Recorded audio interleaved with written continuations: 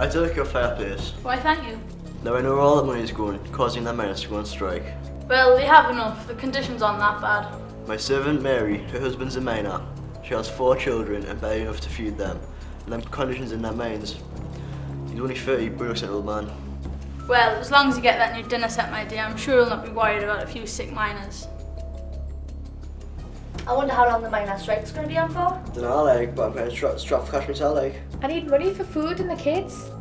It's not my fault one strike. Fancy going for a pint? Aye, why not? Do you fancy coming? Hi, Helen. Ladies and gentlemen of the jury, we are gathered here today to reach a verdict on whether or not William Joblin is guilty of the brutal attack which led to the death of the highly respected Nicholas Fales. So, William, how do you plead? Not guilty, Your Honour. OK, let's start from the beginning. Could you please run the court through exactly what happened on the night of June the 11th, 1832?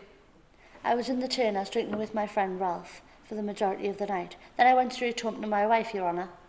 So you deny even witnessing the attack, despite us having numerous witnesses that place you at the scene of the crime?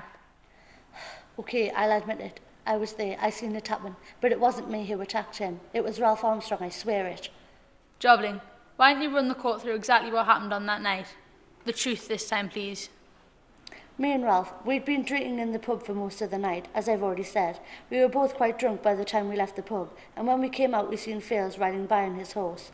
Ralph shouted for him and asked him for some money, because he wanted to go back into the pub and have some more to drink, as we'd ran out of money. After all, we're on strike. Was a canny pint that like, wasn't it? Oh, I fancy having another one myself, And, oh, look who it is, Nicholas Fales. Oh, how are you, man, mate? Could you spare some money for the poor blokes, yeah?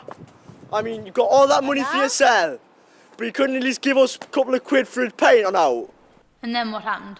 Fales refused to hand over any money, and I guess Ralph had just got mad. He was drunk and in a really bad mood because he's hardly no money because of the strike.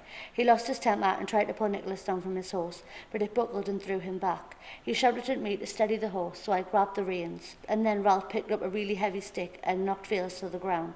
There was a violent struggle between the two of them, and Ralph just kept hitting him over and over again on the head. How are you, like, mate? Just give somebody for a pint and that, like, and then it'll just all be over, you know? Why should I give you money? You're on strike, it's your own fault.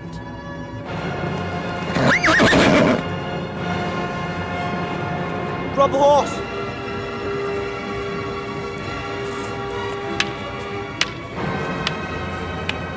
And what were you doing whilst this was taking place?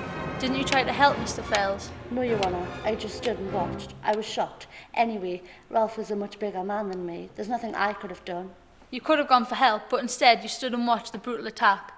I call our first witness, Mrs. Mary Lawrence, to the stand.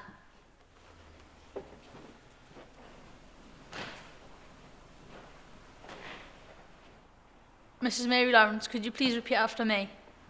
I, Mary Lawrence, I, Mary Lawrence, solemnly swear do solemnly swear to tell the truth, to tell the truth, the whole truth, the whole truth, and nothing but the truth. and nothing but the truth.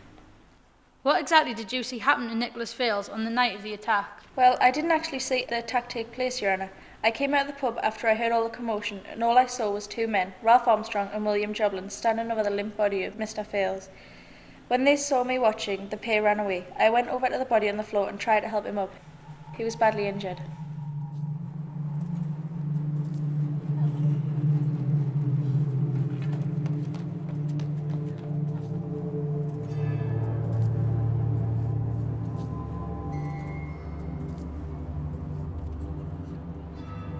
Do you think that William was involved in the attack? Judging from the way he was stood over Mr. Fales, yes, I do, Your Honour. Thank you. I now call Isabella Jobling to the stand.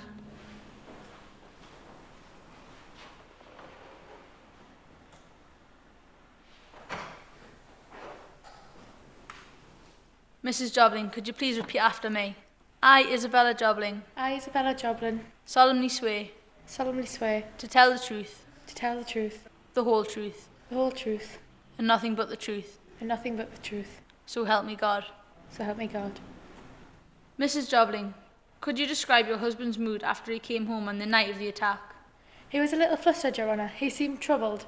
I asked him what was wrong, but he just said he was tired. I thought nothing of it after that.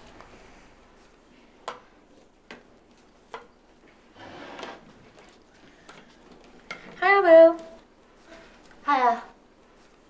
What's the matter?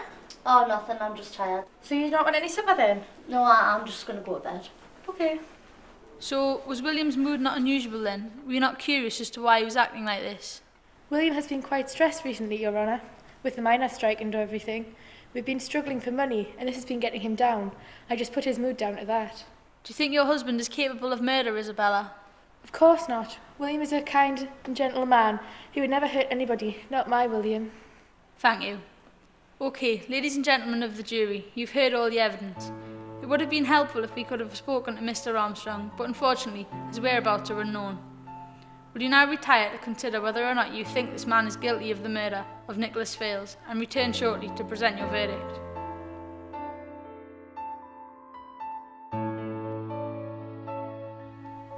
William, you've been found guilty of the murder of Nicholas Fales.